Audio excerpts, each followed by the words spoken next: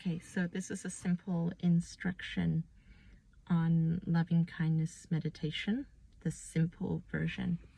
So as with all meditation, you're going to want to close your eyes and get quiet. And this is not a guided meditation. I'm just going to give you the instructions so that you can practice it on your own, following these steps.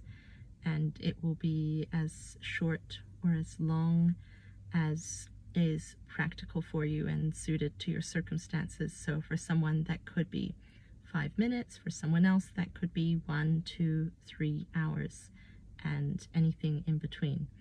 But the basic instruction for loving kindness meditation is to use whatever means are appropriate to you to come into the space of the energy of love and to entrain yourself as a being to hold the space of love and to be in that vibration, in that energy. So to start off, you might close down the eyes and do what you might do in the beginning of a practice, like say box breath or counted breathing.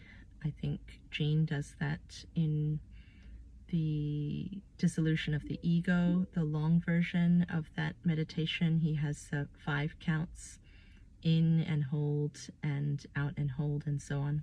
I think he doesn't hold on the out breath, but if it's box breath, you'll hold on the out breath, and you can increase that so you can do 5 seconds and 6 seconds and so on. So I'm sure everyone's familiar with different ways to come into a calm and quiet place, just whatever your way is, whether it's focusing on the breath or just silently watching the thoughts float past like little thoughts on little leaves flowing through a river, whatever you do.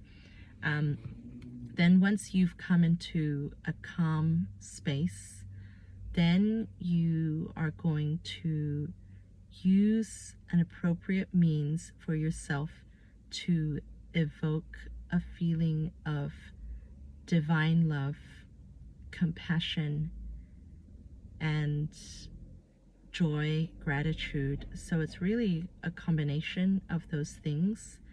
And in the Buddhist instruction, it's referred to as metta. Some people might do this by imagining an innocent, happy little baby, or images of puppies, or flowers, or seeing images of themselves doing kind acts for others, or others doing kind acts. And so you're going to play the images that are going to evoke that warm, fuzzy feeling. So just continuing on, because the video got cut off because I didn't have any space on my phone. I had to delete some stuff.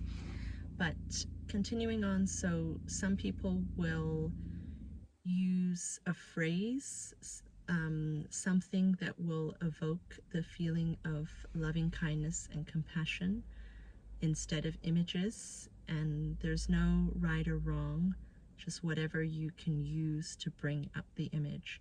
So the phrase could be something like, may all beings be happy, may all beings find peace, may all beings be free from suffering. And you would say that again and again, not in a mechanical way, but really feeling into it. And the image or the phrase is just to bring up that energy. And once you have the energy and you can feel it, you might feel it around here.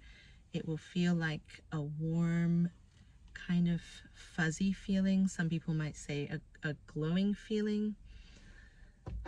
That's the car light in the chest. And once you've got that feeling, then you drop those objects, the phrase or the imagined imagery, and you bring your attention to that loving kindness, that compassion, that energy, that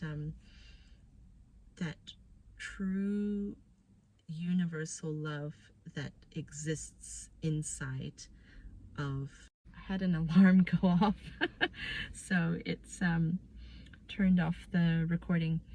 So anyway, where was I? You bring up that energy, that universal love that exists inside of your essence and source, when there are no filters or obscurations that are preventing you from contacting true divinity, the innermost.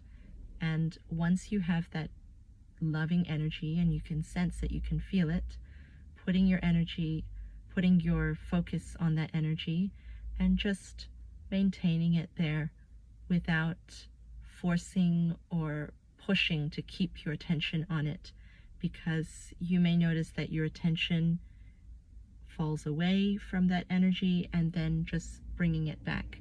Now, part of that practice also involves a teeny smile. If you think of the Mona Lisa, which is a beautiful image of the Divine Mother, and that teeny little smile, keeping that teeny smile on your face while you're holding that energy helps to gladden the mind and complete the picture of the whole being, the body, the mind, and the essence, all holding this divine love, this compassion.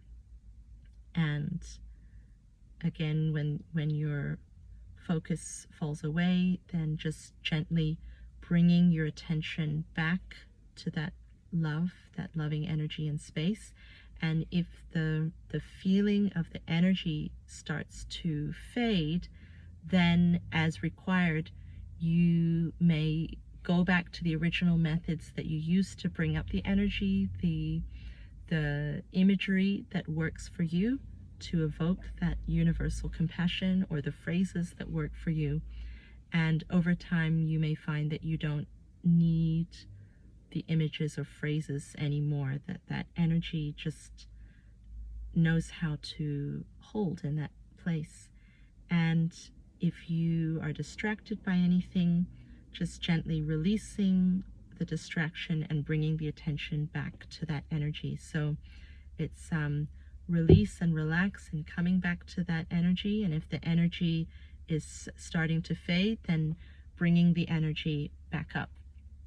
And if you do this practice for a long period of time, then you might click into this deeper state where it feels like the energy has moved and now it's up here, and it's almost like you are merging into this pure divine love consciousness and really contacting your innermost essence. So as you deepen in this practice, it can be very beautiful.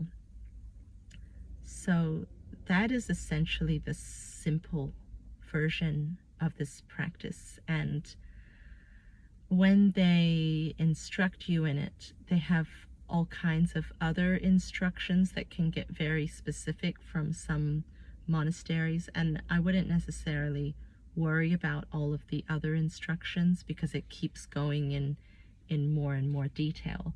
But if you just started with that, especially if your emotions have been going like this, for the work that we need to do in self-observation and watching what is arising and even improving our ability to observe and be non-identified, I found this practice really helpful. And it was after about 12 or 13 months of practicing it that I noticed a big difference. I couldn't speak for if you practiced it 5 minutes a day, what would happen, because I did practice for longer, but I wouldn't necessarily be counting the time as such, because you're going to a place where there is no time. So fixating on the time is like the opposite of what you want to do. But have a go, and I'd be interested to hear how this works for some people. I know it was really beautiful and helpful for me, and it brought me to a certain baseline where most of the things of day to day just couldn't touch me anymore. So I'm sure that it could be helpful for a lot of people.